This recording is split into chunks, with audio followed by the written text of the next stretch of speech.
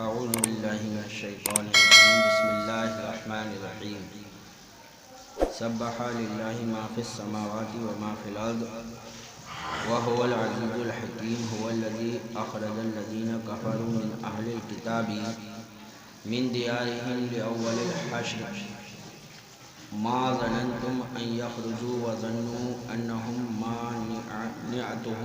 مانعتهم حصونهم من اللہ فأتاهم اللہ من حیث لم يحتسبوا وقذف في قلوبهم الرعب يخربون بیوتهم بأیدیہم وأیدی المؤمنین فاعتبروا یا اولی الابصار ولولا ان كتب اللہ علیہم الجلاء لعذبهم فی الدنیا ولهم فی الآخرة عذاب النار ذلك لأنهم شاقوا اللہ ورسولہ ومن يشاق الله فإن الله شديد العقاب ما قطعتم من لينة أو تركتموها قائمة على أصولها فبإذن الله وليخزي الفاسقين وما أفاء الله على رسوله منهم فما أوجفتم عليه من خيل ولا ركاب ولكن الله يسلط رسله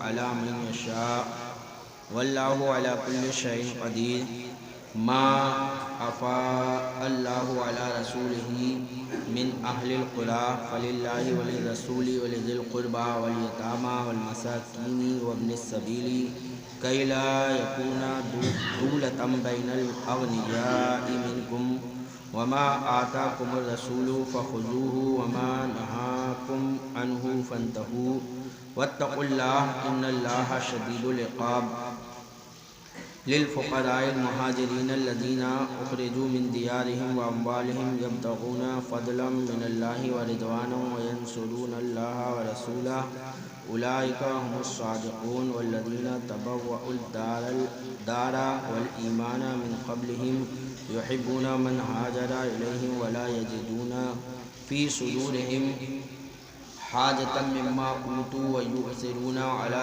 أنفسهم ولو كان بهم خصاصة ومن يوق شح نفسه فأولئك هم المفلحون والذين جاءوا من بعدهم يقولون ربنا اغفر لنا ولإخواننا الذين سبقونا بالإيمان ولا تجعل في قلوبنا غلا للذين آمنوا ربنا إنك رؤوف رحيم.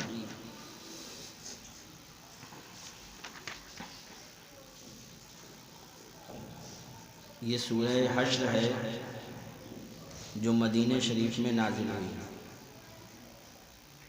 اللہ تبارک و تعالی ارشاد فرماتا ہے اللہ کے نام سے شروع جو نہایت مہربان رحم والا. اللہ کی پاکی بولتا ہے جو کچھ آسمانوں میں ہے اور جو کچھ زمین میں، اور وہی عزت و حکمت والا ہے. وہی ہے جس نے ان کافر کتابیوں کو ان کے گھروں سے نکالا. یہ آیت کریمہ کب نازل ہوئی اس کا شان نزول بتا رہے ہیں کہ یہ سورت بنی نذیر کے حق میں نازل ہوئی. یہودیوں کا ایک قبیلہ تھا بنی نذیر، ان کے حق میں یہ سورت نازل ہوئی. یہ لوگ یہودی تھے.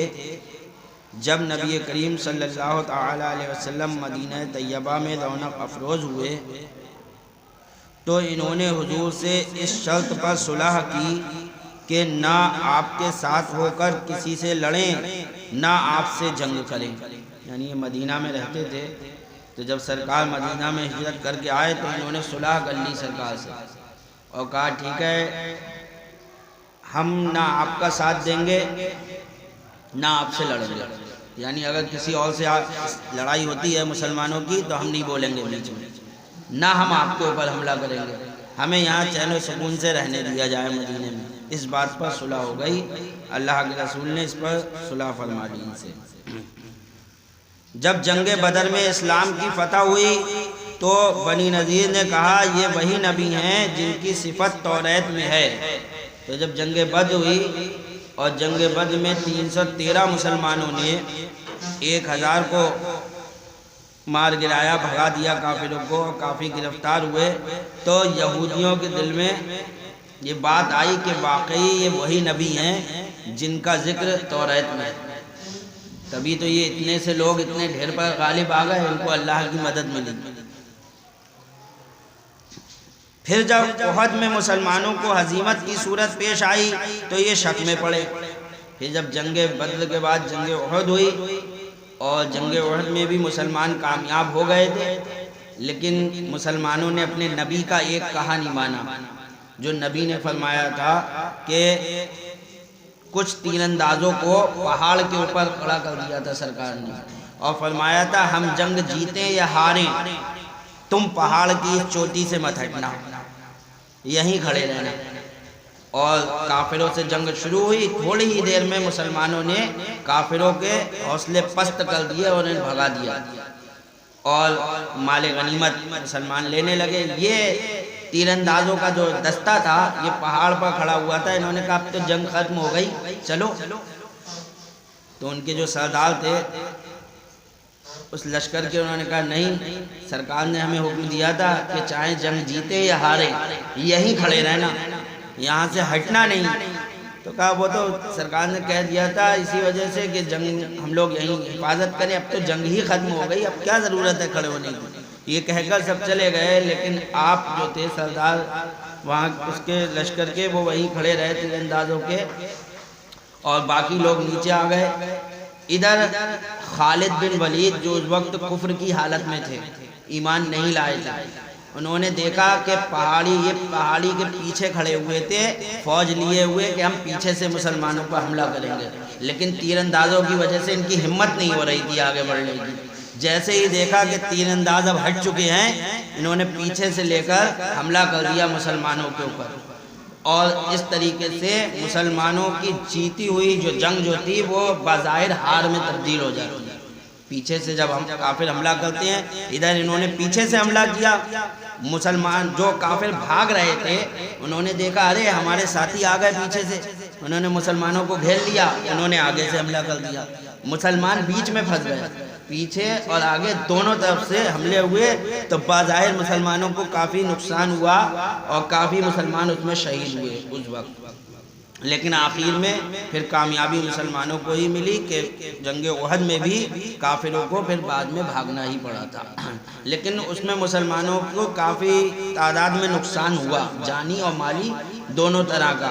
تو کافروں نے، یہودیوں نے یہ دیکھا ارے جنگ احد میں تو انہیں بڑی پریشانی ہوئی، تو وہ شک میں پڑ گئے یہ اللہ کے نبی ہیں یا نہیں ہیں۔ جنگ بدر میں تو بآسانی، بہت آسانی سے جیت گئے تھے، تو کہا ہاں یہی اللہ کے نبی ہیں۔ لیکن جب جنگ بدر میں مسلمانوں کو شہید ہوتے ہوئے دیکھا تو کہا شک میں پڑ گئے کہ معلوم نہیں ہے اللہ کے نبی ہیں یا نہیں، یہ شک میں پڑے، اور انہوں نے سید عالم صلی اللہ علیہ وسلم اور حضور کے نیاز مندوں کے ساتھ عداوت کا اظہار کیا۔ تو اب سرکار سے دشمنی انہوں نے شروع کری یہودیوں نے، اور جو معاہدہ کیا تھا وہ توڑ دیا، اور ان کا ایک سردار کعب بن اشرف یہودی 40 یہودی سواروں کو ساتھ لے کر مکہ مکرمہ پہنچا، اور کعبہ معظمہ کے پردے تھام کر قریش کے سرداروں سے رسول کریم صلی اللہ علیہ وسلم کے خلاف معاہدہ کر لیا۔ پہنچا وہاں اور وہاں کافروں سے مل گیا اور کہا ہم تمہارے ساتھ ہیں، ہم مدینے میں رہ کر تمہاری مدد کریں گے۔ ان یہودیوں نے کفار مکہ سے معاہدہ کر لیا کہ تم فوج لے کر آؤ گے، ہم یہاں سے مدد کرا کریں گے تمہاری اندر سے۔ معاہدہ کر لیا۔ اللہ تعالیٰ کے علم دینے سے حضور اس حال پر مطلع تھے، اللہ کے رسول غیب داں تھے، وہ سب جانتے تھے اس بات کو۔ اور بنی نذیر سے ایک خیانت اور بھی واقع ہو چکی تھی کہ انہوں نے قلعے کے اوپر سے سید عالم صلی اللہ علیہ وسلم پر با ارادہ فاسد ایک پتھر گرایا تھا۔ سرکار تشریف فرما دے تو اوپر سے پتھر پھینکا کہ یہ پتھر گرتا ہوا آئے گا اور سرکار اس میں دب جائیں گے، لیکن اللہ تبارک تعالیٰ نے اپنے محبوب کو اطلاع دے دی اور سرکار وہاں سے ہٹ گئے، تو اس پتھر سے بھی محفوظ رہے۔ اللہ تعالیٰ نے حضور کو خبردار کر دیا اور بفضل تعالیٰ حضور محفوظ رہے۔ غرض جب یہودی یہود بنی نذیر نے خیانت کی اور عہد شکنی کی اور کفار قریش سے حضور کے خلاف عہد کیا، تو سید عالم صلی اللہ علیہ وسلم نے محمد بن مسلمہ انصاری کو حکم دیا اور انہوں نے کعب بن اشرف کو قتل کر دیا۔ جب سرکار نے دیکھا کہ یہ لوگ تو بدعہدی کر رہے ہیں تو ان کا جو یہودیوں کا سردار تھا کعب بن اشرف، اس کو قتل کر دیا حضرت مسلمہ نے۔ پھر جب حضور ماں لشکر کے بنی نذیر کی طرف روانہ ہوئے اور ان کا محاصرہ کر لیا، پھر پورے ان کے قلعے کو سرکار نے گھیر لیا۔ یہ محاصرہ 21 روز رہا۔ اس درمیان میں منافقین نے یہود سے ہمدردی اور موافقت کے بہت معاہدے کیے، لیکن اللہ تعالیٰ نے ان سب کو ناکام کیا۔ یہود کے دلوں پہ رعب ڈال دیا مسلمان کا۔ آخر کار انہوں نے حضور کے حکم سے جلا وطن ہونا پڑا اور وہ شام، وضیحہ اور خیبر کی طرف چلے گئے۔ کل ملا کر انہیں وہ جگہ خالی کرنا پڑی اور مسلمان جیت گئے بغیر کوئی لڑائی کے۔ صرف گھیرا بندی کی تھی اور یہودیوں کے اوپر ایک خوف طاری ہوا مسلمانوں کا۔ آخر میں وہ خود اپنا قلعہ چھوڑ کر وہاں سے بھاگ گئے، سب چھوڑ کر چلے گئے۔ تو اللہ تعالیٰ نے اس کا ذکر فرمایا کہ اللہ تعالیٰ نے ان کتابیوں کو کیسے ان کے گھروں سے نکالا ہے، کہ تم نے کوئی لڑائی تو لڑی نہیں، صرف تم نے گھیرا بندی کی تھی، اور اللہ نے اس گھیرا بندی کا ان کے دلوں پہ رعب ڈال دیا اور وہ چھوڑنے پر مجبور ہو گئے۔ تو رعب ڈالنے والا، دہشت ڈالنے والا یہ پروردگار عالم ہے۔ اب ہم نے اپنی صورت ہی ایسی کرنی کہ ہماری دہشت کیا پڑے گی کسی۔ جب انسان جو ہے اسلام کی اپنے اصل حالت میں ہوتا ہے، مسلمان کی شان ہوتی ہے، مسلمان جب عمامے باندھے اور چہروں پر داڑیاں رکھے، اپنی شان کے ساتھ نکلے، تو کفار کے دل پر رعب طاری ہوگا۔ لیکن ہم نے صورتیں ایسی کر دی کہ ہماری اور ان کی صورتوں میں فرق ہی نہیں رہا۔ جیسے ان کی صورت ویسی ہماری صورت رعب کا طاری ہوگا۔ جیسے وہ داڑھی منڈے ویسی ہم بھی داڑھی منڈے، جیسے وہ بغیر ٹوپی کے ویسی ہم بھی بغیر ٹوپی کے، جیسے وہ پینٹ شرٹ میں ویسی ہم بھی پینٹ شرٹ میں۔ رعب کا طاری ہوگا۔ جب ہم اپنے اسلامی لباس میں آئیں گے تبھی تو ان کو رعب ڈالیں گے، اور جب اسلامی لباس میں ہی نہیں ہے، ہم تو ان کے لباس میں ہیں، تو رعب کس چیز کا ہے؟ اللہ تبارک تعالیٰ ہمیں اپنے اسلام پر پوری طرح چلنے کی توفیق عطا فرمائے۔ اب اگر رعب ہوتا مسلمانوں کا تو مجال تھی کہ کل جو یہ مزار شریف کو توڑ دیا توڑ دیتے، ایک رعب ہوتا۔ فی الحال آج جماعت رضائے مصطفیٰ کے لوگ چند پور پہنچ رہے ہیں اور جو ہے اس کا جو ہے احتجاج کیا جائے گا کہ اس مزار کو جو ہے دوبارہ تعمیر کیا جائے۔ آپ لوگ بھی اس میں زیادہ سے زیادہ تعداد میں چند پور پہنچے۔ قائد ملت حضور اجد رضا صاحب کے داماد حضور سلمان میاں صاحب بھی وہاں پر جمعے کی نماز کے بعد تشریف لے جائیں گے، اور لوگوں سے اپیل کی ہے کہ وہ زیادہ سے زیادہ تعداد میں چند پور وہاں پہنچیں، اور ہم احتجاج کریں گے حکومت سے کہ اس مزار کو دوبارہ تعمیر کیا جائے، کہ کوئی یہ اب کا نیا مزار نہیں ہے بلکہ 100 سال سے بھی زیادہ پرانا وہ مزار ہے۔ تو فرمایا اللہ تبارک و تعالیٰ نے، وہی ہے جس نے ان کافر کتابیوں کو ان کے گھروں سے نکالا ان کے پہلے حشر کے لیے، تمہیں گمان نہ تھا کہ وہ نکلیں گے۔ اے مسلمانوں، تمہیں گمان نہیں تھا وہ نکلیں گے، لیکن اللہ کی شان کہ اللہ تعالیٰ نے انہیں نکال دیا۔ کیوں نہیں تھا؟ کیونکہ وہ بہت طاقتور تھے یہودی، مال میں پیسے میں بہت طاقتور تھے، اور ان کے قلعے بہت مضبوط تھے۔ وہ قلعہ بند کر لیتے تھے، مجال نہیں تھی کسی کو ان کے قلعے کو کوئی جو ہے پار کر سکے۔ تو تمہیں گمان نہیں تھا کہ وہ نکلیں گے، لیکن اللہ نے ان کو پر رعب ڈالا اور وہ نکل گئے۔ تمہیں گمان نہ تھا کہ وہ نکلیں گے، اور وہ سمجھتے تھے کہ ان کے قلعے انہیں اللہ سے بچا لیں گے۔ یہودی بھی یہ سمجھتے تھے کہ ہمارے تو بہت مضبوط قلعے ہیں، ان کو کون پار کر پائے گا، لیکن اللہ تعالیٰ نے دکھا دیا کہ اللہ نے مسلمانوں کا ایسا رعب ڈالا کہ وہ خود قلعہ کھول کر بھاگنے پر مجبور ہو گئے۔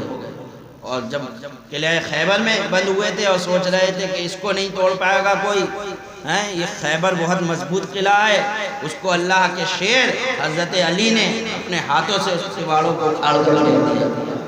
دکھا دیا تھا کہ جس کو تم مضبوط سمجھ رہے ہو ان کو جو ہے اللہ کے شیر اپنی انگلیوں پر نچا دیتے ہیں.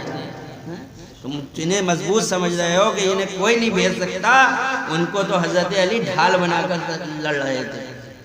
تو یہ حضرت علی کی شان تھی. ان کے پہلے حشر کے لیے تمہیں گمان نہ تھا کہ وہ نکلیں گے، اور وہ سمجھتے تھے کہ ان کے قلعے انہیں اللہ سے بچا لیں گے. تو اللہ کا حکم ان کے پاس آیا جہاں سے ان کا گمان بھی نہ تھا، اور اس نے ان کے دلوں میں رعب ڈالا. اپنے گھر ویران کرتی ہیں اپنے ہاتھوں اور مسلمانوں کے ہاتھوں. تو خود اپنے گھروں کو توڑتے ہوئے جاتے تھے، اپنے بنے ہوئے گھر خود توڑ کر جا رہے تھے، اس وجہ سے کہ شاید کوئی اس میں جو ہے کام کا سامان ہے وہ ساتھ لیتے جائیں. تو جو کام کا سامان تھا وہ توڑتے جاتے. جو اچھی لکڑی سے گھر بنتے تھے وہ اچھی لکڑی ہوتی اس کو ساتھ لے جاتے. مسلمان بھی توڑتے اور وہ خود بھی توڑتے. تو فرماتا ہے خود ویران کرتے تھے اپنے ہاتھوں اور مسلمانوں کے ہاتھوں. تو عبرت لو اے نگاہ والو، اور اگر نہ ہوتا کہ اللہ نے ان پر گھر سے اجڑنا لکھ دیا تھا تو دنیا ہی میں ان پر عذاب فرماتا. اللہ نے ان کے لیے یہ سزا لکھ دی تھی کہ ان کو گھر سے بدر کر دیا جائے، نکال دیا جائے، شہر بدر کر دیا جائے. اگر اللہ ایسا نہ لکھتا تو اللہ کا عذاب ان یہودیوں کے اوپر نازل ہو جاتا. لیکن اتنے پر ہی رکھا تھا کہ ان کو شہر بدر کر دیا گیا، گھر سے نکال دیا گیا. تو دنیا ہی میں ان پر عذاب فرماتا، اور ان کے لیے آخرت میں آگ کا عذاب ہے.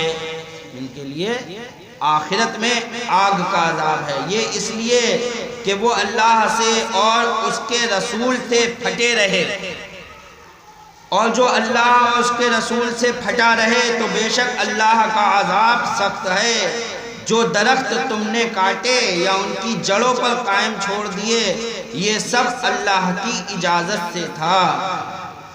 یہ بھی آیت کریمہ کب نازل ہوئی؟ تو کہنا ہے جب بنی نذیر اپنے قلعوں میں پناہ گزین ہوئے تو سید عالم صلی اللہ علیہ وسلم نے ان کے درخت کاٹ ڈالنے اور انہیں جلا دینے کا حکم دیا. جو ان کے درخت تھے کھیتوں کے اور باغوں کے، سرکار نے فرمایا ان کو کاٹ ڈالو اور جلا دو. اس پر وہ دشمنان خدا بہت گھبرائے اور رنجیدہ ہوئے اور کہنے لگے کہ کیا تمہاری کتاب میں اس کا حکم ہے؟ تم ایسا کر رہے ہو، کیا تمہاری کتاب اس کا حکم دیتی ہے کہ تم ہمارے باغوں کو آگ لگا دو اور انہیں کاٹ ڈالو؟ اس کا حکم ہے. جب انہوں نے یہ کہا یہودیوں نے تو مسلمان اس باب میں مختلف ہو گئے. بعض نے کہا درخت نہ کاٹو، تو بعض مسلمان کہنے لگے ہاں یار کاٹنا تو نہیں چاہیے، اس سے بڑھیا ہم ان باغوں پہ حکومت کریں گے، مال غنیمت بنا کر ہم ہی رکھ لے رہے ہیں، کاٹنے سے تو برباد ہو جائیں گے.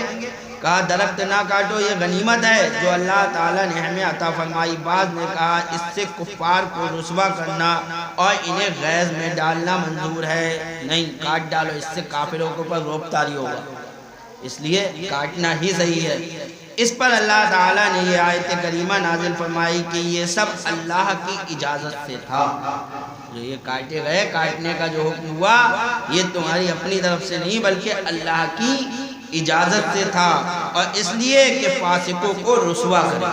اس سے فاسق یعنی کافر جو ہے وہ رسوا ہوں گے. اور جو غنیمت دلائی اللہ نے اپنے رسول کو، ان سے تو تم نے ان پر نہ اپنے گھوڑے دوڑائے تھے اور نہ اونٹ. جو مال غنیمت تمہیں ملا ہے تو یہ بتاؤ تم نے کوئی محنت کی؟ جنگ میں محنت کرتے، لڑائی ہوتی، مقابلہ ہوتا، کچھ خون بہتا تو جو ہے مال غنیمت تمہیں ملتا، لیکن تم نے تو کوئی محنت نہیں کی، صرف جا کر کھڑے ہو گئے، گھیرا بندی کر دی، اللہ نے رعب ڈالا، وہ یہودی بھاگ گئے، مال غنیمت تمہیں مل گیا. تو اللہ فرماتا ہے اور جو غنیمت دلائی اللہ نے اپنے رسول کو ان سے تو تم نے ان پر نہ اپنے گھوڑے دوڑائے تھے اور نہ اونٹ. ہاں اللہ اپنے رسولوں کے قابو میں دے دیتا ہے جسے چاہے، کچھ کرنے کی ضرورت نہیں پڑی، لیکن اللہ جسے چاہتا ہے اپنے رسول کے قابو میں اس کو کر دیتا ہے. اور اللہ سب کچھ کر سکتا ہے. جو غنیمت دلائی اللہ نے اپنے رسول کو شہر والوں سے وہ اللہ اور اس کے رسول کی ہے. یہ مت سمجھو کہ تمہاری مال غنیمت تمہیں جو ہے ہم جنگ میں شریک تھے تو ہمارا بھی حصہ ہے، نہیں. تم نے کرا کیا؟ وہ تو اللہ اور اس کے رسول کی ہے کہ اللہ اور اس کے رسول اور اللہ سب کچھ کر سکتا ہے۔ جو غنیمت دلائی اللہ نے اپنے رسول کو شہر والوں سے، وہ اللہ اور اس کے رسول کی ہے، اور رشتہ داروں کی یعنی اللہ کے رسول کے جو رشتہ دار ہیں ان کی ہے۔ تو اپنے دشمنوں میں سے مراد یہ ہے کہ بنی نذیر سے جو نعمتیں حاصل ہوئیں ان کے لیے مسلمانوں کو جنگ کرنا نہیں پڑی۔ اللہ تعالیٰ نے اپنے رسول صلی اللہ علیہ وسلم کو ان پر مسلط کر دیا، تو یہ مال حضور کی مرضی پر ہے، جہاں چاہیں خرچ کریں۔ رسول کریم صلی اللہ علیہ وسلم نے یہ مال مہاجرین پر تقسیم کر دیا۔ سرکار نے یہ مال جو تھا، جو ہجرت کر کے آئے تھے مکہ سے مہاجر، ان لوگوں میں تقسیم کر دیا۔ یعنی انصاریوں کو یہ مال نہیں دیا سرکار نے، اور مہاجروں کو جو ہجرت کر کے آئے تھے ان میں یہ مال تقسیم کر دیا۔ اور انصار میں سے صرف 3 صاحب حاجت لوگوں کو دیا، صرف انصاریوں میں سے 3 جو بہت زیادہ ضرورت مند تھے ان کو یہ مال دیا۔ اور وہ کون تھے؟ وہ حضرت ابو دجانہ تھے، حضرت ابو دجانہ، سماک بن خرشہ اور سہل بن حنیف اور حارث بن سمہ، یہ 3 لوگ تھے۔ ان کو یہ مال اللہ کے رسول صلی اللہ علیہ وسلم نے دیا، اور فرمایا وہ اللہ اس کے رسول کی ہے اور رشتہ داروں کی، یعنی اللہ کے رسول کے جو رشتہ دار ہیں ان کے لیے۔ رشتہ داروں سے مراد نبی کریم صلی اللہ علیہ وسلم کے اہل قرابت ہیں، یعنی بنی ہاشم اور بنی مطلب۔ اور یتیموں اور مسکینوں اور مسافروں کے لیے کہ تمہارے اغنیاء کا مال نہ ہو جائے۔ اللہ کے رسول، اب اللہ کے رسول کا مال ہے، اب اللہ کے رسول کو بتایا کہ کیسے تقسیم کرنا، تو اپنے رشتہ داروں میں تقسیم کر دو، اور یتیموں میں بانٹ دو، مسکینوں کو دے دو، اور مسافروں کو دے دو۔ ان لوگوں میں یہ مال بانٹ دیا جائے۔ اغنیاء جو مالدار لوگ ہیں ان کو اس مال میں سے حصہ نہ دیا جائے۔ تمہارے اغنیاء کا مال نہ ہو جائے۔ یہ آیت کریمہ کیوں نازل ہوئی؟ تو کہہ رہے ہیں غربا اور فقراء نقصان میں نہ رہیں۔ جیسا کہ زمانہ جاہلیت میں دستور یہ تھا کہ غنیمت میں سے 1/4 تو سردار لے لیتا تھا۔ پہلے یہ دستور تھا کہ جتنی مال آتا تھا اس میں سے 1/4 حصہ تو جو سردار تھا، بادشاہ ہوتا تھا، وہ رکھ لیتا تھا، باقی قوم کے لیے چھوڑ دیتا تھا۔ اس میں سے مالدار لوگ بہت زیادہ لے لیتے تھے اور غریبوں کے لیے بہت ہی تھوڑا بچتا تھا۔ زیادہ تر مالدار لے جاتے تھے اور غریبوں کے لیے تھوڑا بچتا تھا۔ اسی معمول کے مطابق لوگوں نے سید عالم صلی اللہ علیہ وسلم سے عرض کیا کہ حضور غنیمت میں سے 4 لیں، باقی ہم باہم تقسیم کر لیں گے۔ اللہ تعالیٰ نے اس کا رد فرما دیا اور تقسیم کا اختیار نبی کریم صلی اللہ علیہ وسلم کو دیا، اور اس کا طریقہ بھی ارشاد فرما دیا۔ کوئی تقسیم نہیں کرے گا، نبی کا مال ہے، نبی ہی تقسیم کریں گے جس طریقے سے چاہیں گے، اور وہ طریقہ بتا دیا کہ کیسے دیا جائے گا۔ اور جو کچھ تمہیں رسول عطا فرمائے وہ لو، اور جس سے منع فرمائے باز ہو جاؤ۔ ساتھ میں رب نے یہ حکم دے دیا کہ میرا نبی تمہیں جو کچھ عطا کرے وہ لے لو، اور جس چیز سے منع فرمائے اس سے رک جاؤ۔ نبی مالک و مختار ہیں، قرآن میں اللہ تعالیٰ حکم دے رہا ہے جس چیز کا نبی حکم دے یا جو عطا کرے اس کو لے لو۔ یہ صحابہ اکرام کا عقیدہ تبھی تو تھا کہ حضرت جو ہے سراقہ کو سونے کے کنگن جانتے تھے کہ سونے کے کنگن جو ہے ناجائز و حرام ہے، لیکن نبی نے فرمایا ہے سراقہ میں تمہارے ہاتھ میں کسرا کے کنگن دیکھ رہا ہوں۔ قرآن پر عمل کیا کہ سونا حرام ہے، لیکن دے کون رہا ہے؟ نبی۔ جب نبی دے رہے ہیں تو جائز ہے۔ اور حضرت سراقہ نے وہ سونے کے کنگن پہنے۔ کوئی یہ کہے کہ حرام ہے؟ نہیں کہہ سکتا، کہ نبی نے کہا ہے سراقہ میں تمہارے ہاتھ میں سونے کے کنگن دیکھ رہا ہوں، تو خود حضرت عمر نے پہنائے۔ اگر غلط ہوتا، ناجائز و حرام ہوتا، پتہ چلا نبی مالک و مختار ہیں، جس چیز کو چاہیں حلال کر دیں، جس چیز کو چاہیں حرام کر دیں۔ سب سے کہا کہ 4 بیویاں جائز، کہا 4 بیویاں جائز، 4 نکاح کر سکتے ہیں مسلمان، لیکن کہا اے علی جب تک فاطمہ تمہارے نکاح میں ہیں تمہارے لیے دوسرا نکاح جائز نہیں۔ مالک و مختار ہیں، جو چاہیں حکم فرما دیں، وہی ہوا جب تک حضرت فاطمہ حضرت علی کے نکاح میں رہی، حضرت علی نے دوسرا نکاح نہیں کیا۔ ایک صحابی سے کہا 6 مہینے کا بچہ بکری کا، سال بھر کے بکری کے بچے پہ قربانی ہے، سال سے کم ہوگا نہیں ہوگی۔ 6 مہینے کے بچہ کہا جاؤ تم اسی کی قربانی کر دو، تمہاری قربانی ہو جائے گی۔ یہ شریعت پہ پھیر و بدل کون کر رہا ہے؟ نبی کر رہے ہیں۔ کیوں کر رہے ہیں؟ مالک و مختار ہے تبھی تو کر رہے ہیں۔ کوئی کہے کہ صاحب شریعت جو چاہیں کریں، جس چیز کا چاہیں حکم دیں، جس چیز سے چاہیں روک دیں، یہ اختیار آپ کو قرآن نے دیا کہ نبی تمہیں جو عطا کریں اسے لے لو اور جس چیز سے منع کریں اس سے رک جاؤ۔ یہی شریعت کوئی اور تھوڑی ہے۔ جو اس چیز کا نبی حکم دیں گے وہی شریعت بنے گی۔ عطا فرمائیں بولو اور جس سے منع فرمائیں باز رہو، اور اللہ سے ڈرو، بے شک اللہ کا عذاب سخت ہے۔ وَمَا عَلَيْنَا إِلَّا الْبَلَاغُ، سنت